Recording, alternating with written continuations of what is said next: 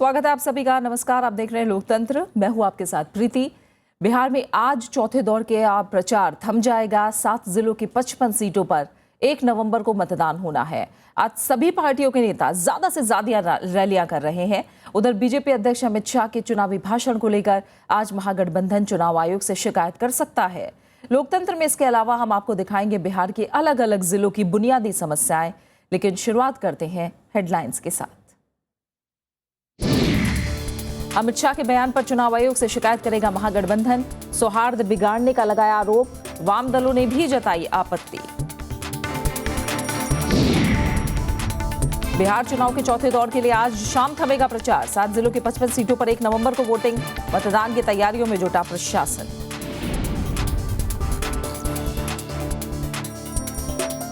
प्रचार के आखिरी दिन प्रधानमंत्री नरेंद्र मोदी की 2 रैलियां, केंद्रीय मंत्रियों की भी जनसभाएं। नीतीश लालू भी भरेंगे हुंकार। सीवान में रोजगार बना बड़ा चुनावी मुद्दा। बुनियादी सुविधाओं की भी दिखती है कमी। पलायन को मजबूर जिले के नौजवान।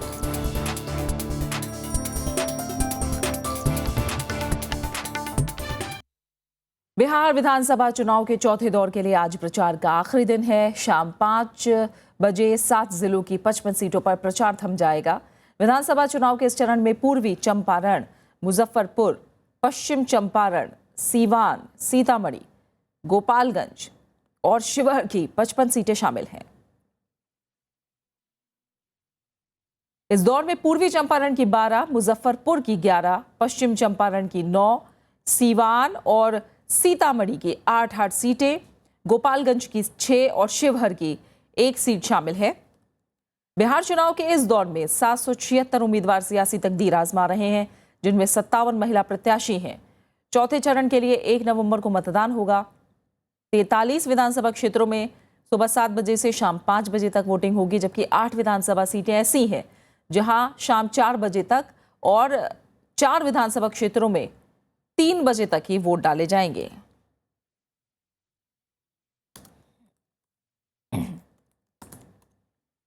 बिहार विधानसभा चुनाव के चौथे दौर के प्रचार के आखिरी दिन प्रधानमंत्री नरेंद्र मोदी आज 2 रैलियों को संबोधित करेंगे। प्रधानमंत्री की सुबह करीब 9 बजे गोपालगंज में पहली रैली होगी।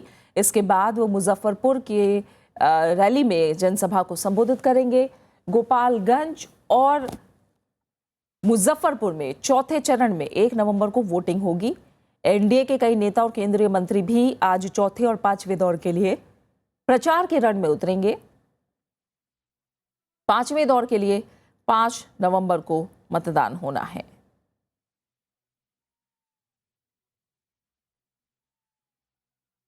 उधर विधानसभा चुनाव के आखिरी बचे 2 दौर के लिए महागठबंधन ने भी प्रचार तेज कर दिया है। चौथे दौर के प्रचार के आखिरी दिन मुख्यमंत्री नीतीश कुमार और आरजेडी अध्यक्ष लालू प्रसाद यादव के अलावा कई बड़े नेता महागठबंधन उम्मीदवारों के लिए वोट मांगते नजर आएंगे। प्रचार के रण में नीतीश कुमार और लालू प्रसाद यादव की आज कई जनसभाएं होंगी।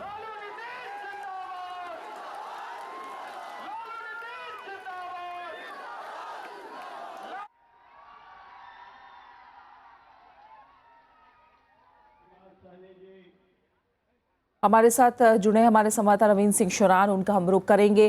प्रचार को लेकर आपसे रविंद्र विस्तार से समझना चाहेंगे।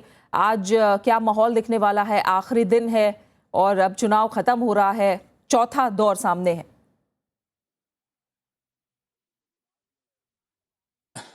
देखिए प्रीति, आज प्रधानमंत्री नरेंद्र मोदी जो 2 जगह पर रैलियां करने वाले हैं चौथे दौर के प्रचार के लिए, गोपालगंज और उसके बाद मुजफ्फरपुर में।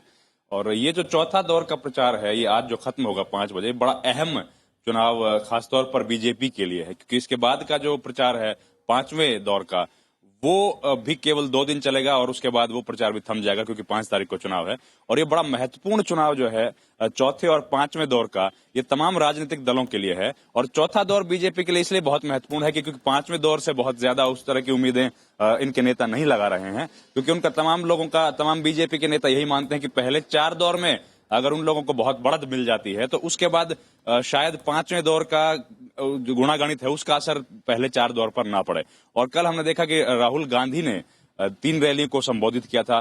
तमाम राजनीतिक दल जो है, अभी तक के जो जितने भी चरण हो गए हैं उसके हिसाब से गुणागणित करने के बाद लगातार रैलियों को संबोधित कर रहे हैं, अपनी स्ट्रेटेजीज में लगातार बदलाव कर रहे हैं, नई नई चीजें और नई नई बातें जो है चुनाव में जोड़ रहे हैं। बिल्कुल तीसरे दौर के अंत में जब जिस तरीके से हमने देखा कि प्रधानमंत्री ने एक अल्पसंख्यक एक समुदाय विशेष को आरक्षण देने की साजिश का आरोप जो है वो सत्तारूढ़ गठबंधन पे लगाया था, उससे पूरा का पूरा जो राजनीतिक प्रचार था वो बिल्कुल बदल गया।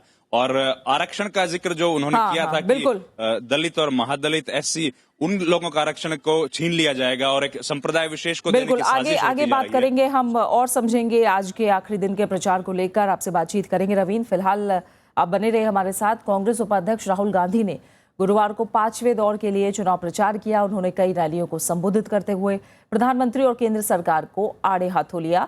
वहीं उन्होंने महागठबंधन की जीत का दावा करते हुए लोगों से वोट देने की गुजारिश की।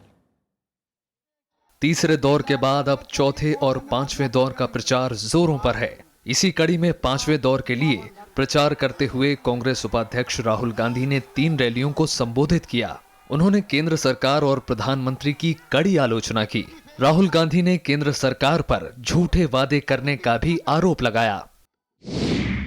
किसी भी गांव में चले जाइए, किसी भी मजदूर से पूछ लीजिए, वो आपको कहेगा कि सबसे अच्छा प्रोग्राम मनरेगा था, सहारा मिलता था हमें। तो जहां भी मोदी जी जाते हैं कुछ ना कुछ बोल देते हैं, मगर उसमें सच्चाई नहीं है। वहीं दूसरी ओर कांग्रेस उपाध्यक्ष ने महागठबंधन की जीत का दावा किया और विकास के नाम पर महागठबंधन के उम्मीदवारों को जिताने की जनता से गुजारिश की। गाली से कुछ नहीं होने वाला है, महागठबंधन जीतने वाला है, जीतेगा।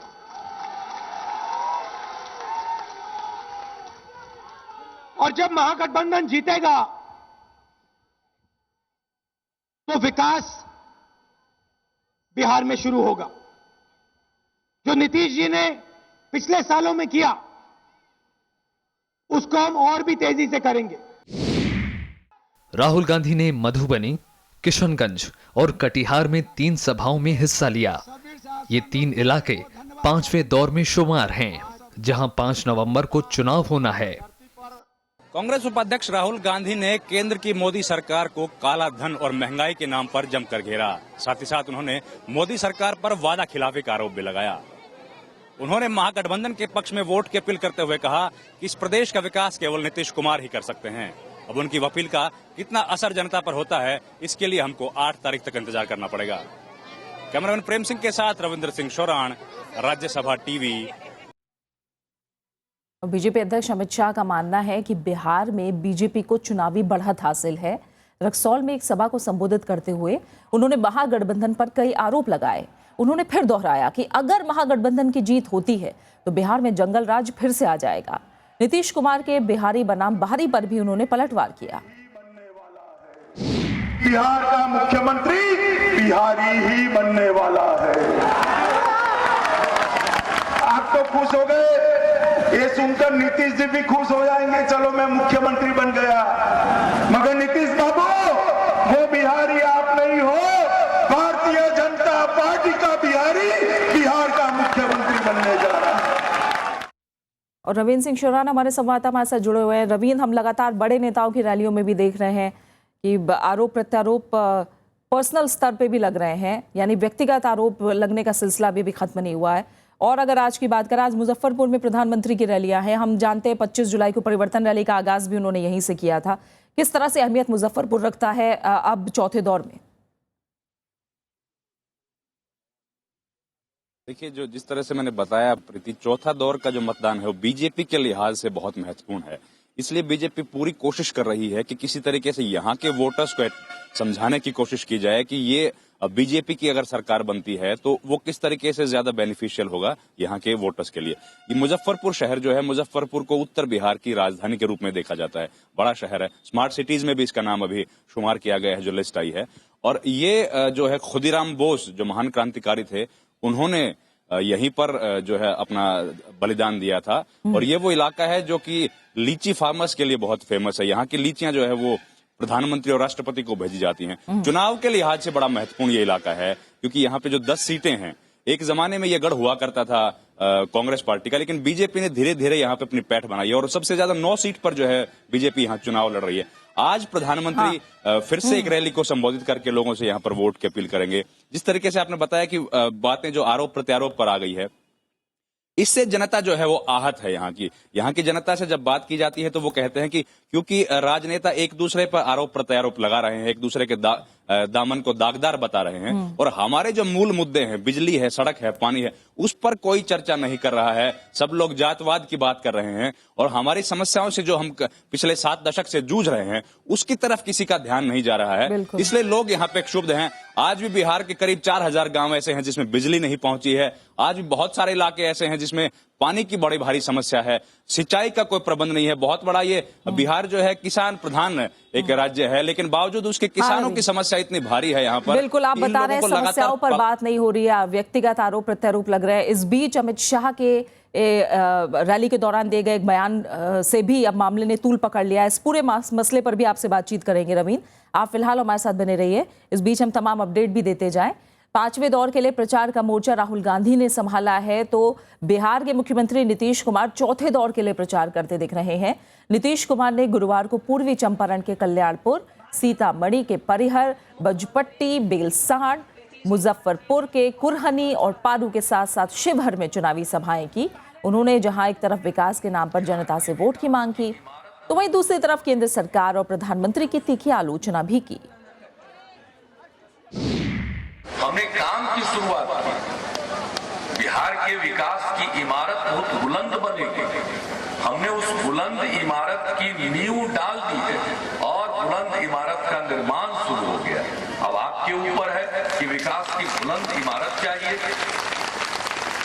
या फिर बीच मझधार में इस निर्माण को आप बाधित करेंगे। मुख्यमंत्री नीतीश कुमार ने बिहार में महागठबंधन की सरकार बनने का दावा किया है। उन्होंने कहा कि महागठबंधन की सभी पार्टियां एकजुट हैं और उनके भीतर किसी भी तरह का कोई विवाद नहीं है। नीतीश कुमार ने आरोप लगाया कि केंद्र सरकार 17 महीने के शासन में लोगों की अपेक्षाओं पर खरी नहीं उतरी, लिहाजा बिहार की जनता बीजेपी को नकार देगी।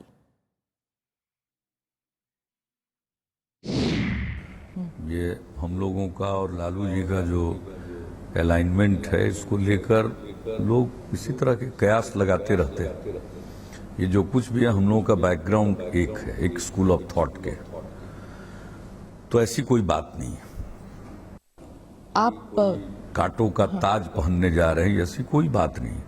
काफी अंडरस्टैंडिंग है आपस में, और आपने देखा कि जो महागठबंधन है इसमें किसी बात को लेकर कोई विवाद सामने नहीं है। बिहार चुनाव के चौथे और 5वें दौर के लिए बीजेपी के नेता प्रचार अभियान में पूरी ताकत झोंकने में जुट गए हैं। इस कड़ी में झारखंड के मुख्यमंत्री रघुवर दास ने 5वें दौर के लिए सुपौल में चुनावी सभा की। उन्होंने तीसरे दौर में एनडीए को 40 से ज्यादा सीट मिलने का दावा किया, तो महागठबंधन के नेताओं पर जमकर हमला भी किया। मुख्यमंत्री रघुवर दास के साथ बीजेपी नेता सतपाल महाराज भी मौजूद थे। कल के जो चुनाव हुए 50 सीट पर, तो उसमें भारतीय जनता पार्टी को 40 से ज्यादा सीट आने जा रही, जहां महिलाएं 7 बजे के बाद घर से निकल नहीं पाती थी, जहां हमारे व्यापारियों का, छोटे छोटे खुदरा दुकानदार का, अपहरण का उद्योग 15 साल में सुशासन में खुला था। और फिलहाल यहाँ एक छोटे से ब्रेक के लिए रुक रहे हैं, और ब्रेक के बाद जब लौटेंगे तो आपको दिखाएंगे चंपारण के किसानों के मुद्दे।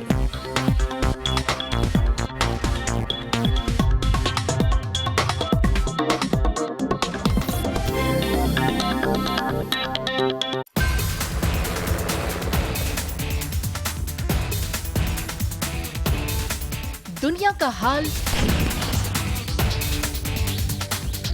राजनीति की चाल,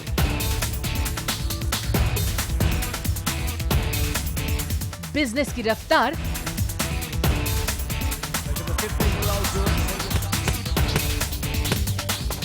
खेल का धमाल, दिन की शुरुआत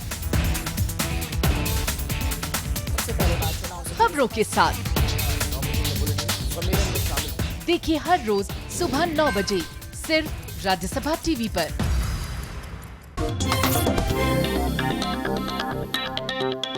महागठबंधन आज चुनाव आयोग से अमित शाह की शिकायत करेगा। महागठबंधन ने अमित शाह पर सांप्रदायिकता फैलाने का आरोप लगाया है। कल रक्सौल में अमित शाह ने एक चुनावी जनसभा को संबोधित करते हुए भाषण दिया था, जिसे लेकर ऐतराज जताया गया है। सीपीआई ने भी शाह के बयान की निंदा की है। हालांकि बीजेपी के बयान पर पार्टी की तरफ से कोई प्रतिक्रिया नहीं आई है। और रविंद्र सिंह शौरान संवाददाता जुड़े हुए। रविंद्र, अमित शाह ने जो बयान दिया, आलोचना उसकी हर तरफ से हो रही है और आज चुनाव आयोग से महागठबंधन शिकायत भी करेगा। माना जाए अगले 2 दौर के लिए एक और मुद्दा जरूर मिल गया है महागठबंधन को। जी बिल्कुल, एक बड़ा मुद्दा ये है क्योंकि इसके पहले भी जिस तरीके से बीजेपी की तरफ से एक बड़ा बयान आया था कि अगर यहाँ पे महागठबंधन की सरकार बनती है तो एक दूसरे देश में जो है पटाखे चला जाएंगे, वहां पे खुशियां मनाई जाएगी। और इसके पहले भी लगातार कोशिश यही की जा रही है कि किसी तरीके से वोटों को इकट्ठा करने के लिए जो भी बयान दिए जाए। और महागठबंधन की तरफ से यही आरोप इस बात पे लगाया जा रहा है कि किसी तरीके की कोशिश ये जो है, इसका मतलब है कि बीजेपी जो है लामबंद करना चाहती है संप्रदाय के हिसाब से, और इसी के आधार पर महागठबंधन जो है आज शिकायत करने के लिए जा रहा है। इसके पहले भी प्रधानमंत्री ने जो बात कही थी आरक्षण को लेकर के, उसको भी नीतीश कुमार ने एक प्रेस कॉन्फ्रेंस में यही कहा था कि वो भी संप्रदाय के आधार पर वोटों को लामबंद करने की कोशिश है। और हालांकि उसको लेकर के तो उन्होंने नहीं कहा था कि वो जाएंगे चुनाव आयोग के पास, लेकिन अमित शाह की बात जो है उसको लेकर के ये लोग जरूर जाएंगे आज महागठबंधन के सब लोग चुनाव आयोग के पास। और ये बड़ा मुद्दा है क्योंकि आखिरी दौर का जो प्रचार जिस तरह से हम बात कर रहे हैं, जो 5वां दौर है, उसमें ये बड़ा अहम हो जाता है क्योंकि वहां जो उस इलाके में एक बड़ा प्रतिशत जो है खास समुदाय का है और उसको परंपरागत तौर पर इस तरीके से देखते हैं कि वो जो एक समीकरण लालू प्रसाद यादव का परंपरागत तौर पर रहा है, जिसको MY समीकरण माना जाता है, उसके पक्ष में ज्यादा उसका वोट पड़ता है। और उस वजह से जो है नीतीश कुमार का मानना है कि उस गठजोड़ को तोड़ने के लिए और अपने पक्ष में जो बहुसंख्यक वोट है उसको करने के लिए बीजेपी कोशिश कर रही है और ये उसी की स्ट्रेटेजी का हिस्सा है कि इस तरह के बयान दिए जा रहे हैं। जी, और आज इस बयान के खिलाफ चुनाव आयोग में महागठबंधन शिकायत करेगा। फिलहाल रवींद्र, आपका बहुत बहुत शुक्रिया हमारे साथ जुड़ने के लिए और इस तमाम जानकारी के लिए। और अब हम बात चौथे दौर की कर रहे हैं तो बात जरूर बेहद महत्वपूर्ण और 11 विधानसभा सीटों वाले मुजफ्फरपुर जिले की होगी। यहाँ चौथे दौर में 1 नवंबर को चुनाव होना है।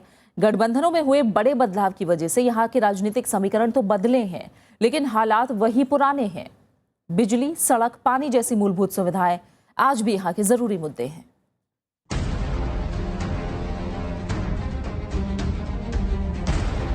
बिहार के मुजफ्फरपुर जिले को उत्तर बिहार की राजधानी भी कहा जाता है। 11 विधानसभा सीट वाला ये जिला हर पार्टी के लिए अहम है। जिले की मीनापुर, कांटी, साहिबगंज, मुजफ्फरपुर, बरूराज, कुढ़नी, पारू, बोछा, सकरा, गायघाट और उराई विधानसभा सीटों के लिए करीब 30 लाख मतदाता 1 नवंबर को प्रत्याशियों के भाग्य का फैसला करेंगे। बीजेपी इस जिले में सबसे ज्यादा 9 सीट पर चुनाव लड़ रही है और अपनी जीत के प्रति आश्वस्त है। मुजफ्फरपुर जिले में के 11 सीट हम लोग जीतने वाले हैं, जीतेंगे, सरकार बनेगी, तभी ये स्मार्ट सिटी का सपना साकार होगा, किसानों की जो समस्या है वो भी दूर होगा।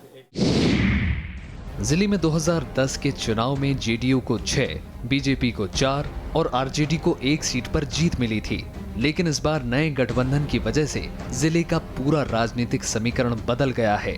इस बार बीजेपी कुल 9 सीटों पर तो जीतन राम मांझी की हिंदुस्तानी अवाम मोर्चा और रामविलास पासवान की एलजेपी 1-1 सीट पर चुनाव लड़ रही हैं। उधर महागठबंधन में आरजेडी 8, जेडीयू 3 सीट पर चुनाव लड़ रही है। यहाँ लोग आज भी मूलभूत सुविधाओं की बदहाली से त्रस्त हैं। बिजली, सड़क और पानी के साथ साथ शिक्षा और स्वास्थ्य सुविधाओं के विकास का इंतजार जारी है। 1/4 ही खेती के लायक ज़मीन रह गई है। किसी भी राजनीतिक दल के चाहे जो भी लोग कहें, ये चिंता नहीं है कि यहाँ सिंचाई कैसे हो। जितने नलकूप हैं वो ख़त्म हैं, तो इसका परिणाम यह है कि उनकी आमदनी बंद हो गई। मुजफ्फरपुर को स्मार्ट शहर की सूची में भी शामिल किया जा चुका है, लेकिन इस बार यहाँ के मतदाता अपने नेताओं को चुनने में कितनी स्मार्टनेस दिखाते हैं, ये देखने वाली बात होगी। मुजफ्फरपुर से रविंद्र सिंह शौरान, राज्यसभा टीवी। मोहनदास करमचंद गांधी को महात्मा बनाने में चंपारण का बहुत बड़ा योगदान है। उन्होंने सबसे पहले किसानों को अंग्रेजी हुकूमत के जुल्म से बचाने के लिए 1917 में सबसे पहले आंदोलन शुरू किया, लेकिन आज भी चंपारण विकास की दौड़ में काफी पीछे दिखता है।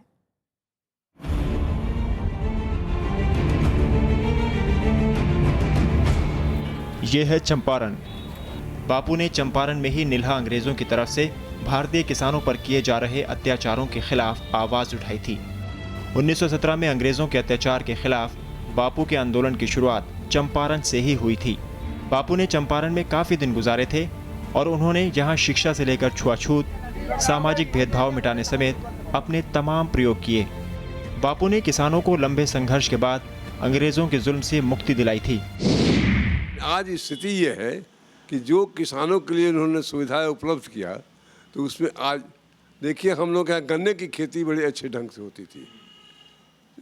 यहाँ पर 7-8 शुगर फैक्ट्री थे, बंद हो, हमारे जिले के सारे शुगर फैक्ट्री बंद हो गए। एक सुगौली किसी तरह से चलता है। बापू के प्रयोगों की पहली प्रयोगशाला बना चंपारण आज़ादी के लगभग 7 दशक बीतने के बाद भी विकास की दौड़ में काफ़ी पीछे दिखता है।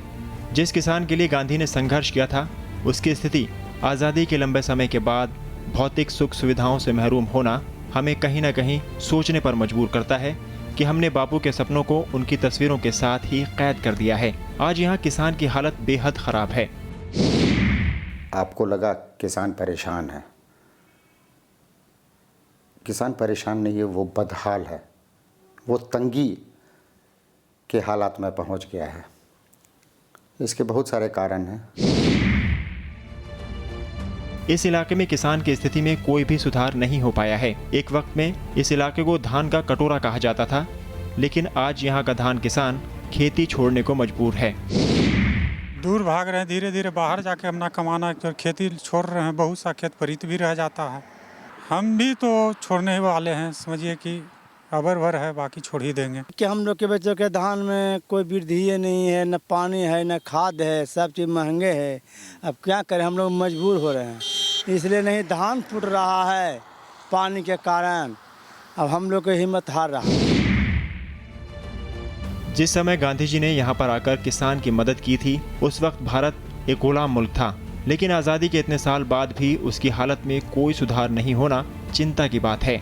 उम्मीद की जानी चाहिए कि नई सरकार उनके मुद्दों को गंभीरता से सुलझाएगी। आज आज़ादी के 70 साल बाद भी किसानों की स्थिति कमोबेश वही है, बल्कि पहले से भी बदतर है, क्योंकि उस वक्त किसान शायद कर्ज की वजह से आत्महत्या नहीं करते थे, लेकिन आज किसान कर्ज के बोझ के तले डूबकर आत्महत्या करने को मजबूर हैं। सत्याग्रह की भूमि चंपारण से कैमरामैन प्रेम सिंह के साथ रविंद्र सिंह शोराण, राज्यसभा टीवी। एक दौर था जब बाहुबली से नेता बने शहाबुद्दीन का खौफ पूरे सीवान में छाया रहता था। 1990 के बाद से शहाबुद्दीन को जनता ने पहले विधायक चुना और बाद में संसद भी भेजा। कहा जाता है कि कई सालों तक सीवान में शहाबुद्दीन की समानांतर सरकार चलती थी। आज सीवान में तस्वीर बदली है, लेकिन यहाँ भी राजनीति अब भी शहाबुद्दीन के इर्द गिर्द ही घूमती है।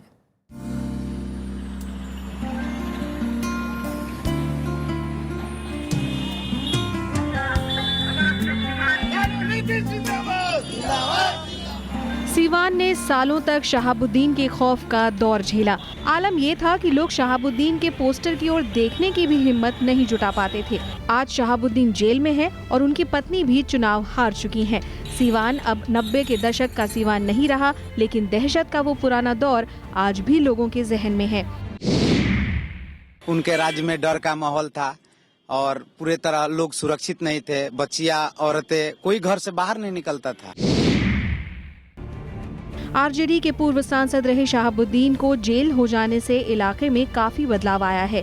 लोगों की माने तो वो पहले चुनाव पर चर्चा करना भी मुनासिब नहीं समझते थे, लेकिन आज लोग महागठबंधन बनाम एनडीए की बहस करते दिख जाते हैं। हम लोग वोट की सोच भी नहीं करते थे, लेकिन आज हम लोग खुल्लम खुल्ला सोच कर रहे हैं कि किसको वोट देना है, जेडीयू को देना है या बीजेपी को देना है।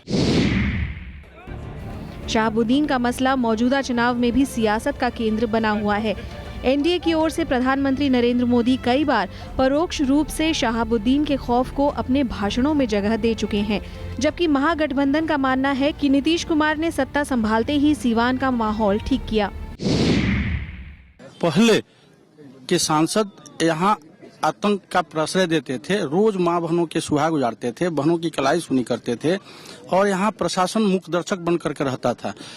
उस राज को पुनः हम लोग न आने दे, इसके लिए हम लोग दृढ़ संकल्पित होकर इस चुनावी समर में खड़े हैं। यहाँ चलने के लिए सड़क नहीं थे, बिजली नहीं थे, कानून व्यवस्था नहीं थे, लेकिन माननीय मुख्यमंत्री जी ने यहाँ जब आया, इन्हें सारे चीज लागू किया।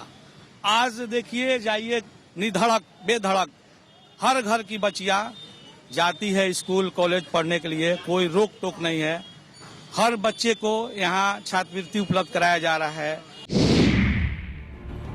सीवान आज भले ही बदल रहा हो, लेकिन सालों से जारी पलायन आज भी जारी है। रोजगार की तलाश में यहाँ के युवा बड़ी तादाद में खाड़ी के देशों में जा रहे हैं। आज सीवान देश के उन चुनिंदा इलाकों में से है जहाँ खाड़ी देशों से सबसे ज्यादा पैसा आता है। हालांकि युवा अब बदलाव की उम्मीद कर रहे हैं। सबसे पहले युवाओं को चाहिए कि बिहार में रोजगार चाहिए। हम लोग को बाहर जाके कमाना पड़ता है, बहुत यहाँ के युवा विदेशों में जाके नौकरी करते हैं, तो सबसे पहले बिहार को विकास में युवाओं को रोजगार चाहिए। सीवान में चौथे दौर में वोट डाले जाएंगे। यहाँ के बाशिंदों में चुनाव को लेकर काफी उत्साह है और वो इस बार बेखौफ होकर अपने हक का इस्तेमाल करने को तैयार दिख रहे हैं। शहाबुद्दीन 2005 से जेल में बंद है और एक मर्डर केस के सिलसिले में उम्र कैद की सजा काट रहा है। उस पर चुनाव लड़ने पर भी प्रतिबंध लग गया है। कभी उसके आतंक के साए में जीने वाले सिवान के लोग आज विकास के नए आयाम खोज रहे हैं। सिवान से कैमरामैन सरोज के साथ कृति मिश्रा, राज्यसभा टीवी। और इसी के साथ फिलहाल लोकतंत्र में इतना ही। अगली खास पेशकश बिहार विधानसभा चुनाव से जुड़ी देखेंगे सुबह 11 बजे। नमस्कार।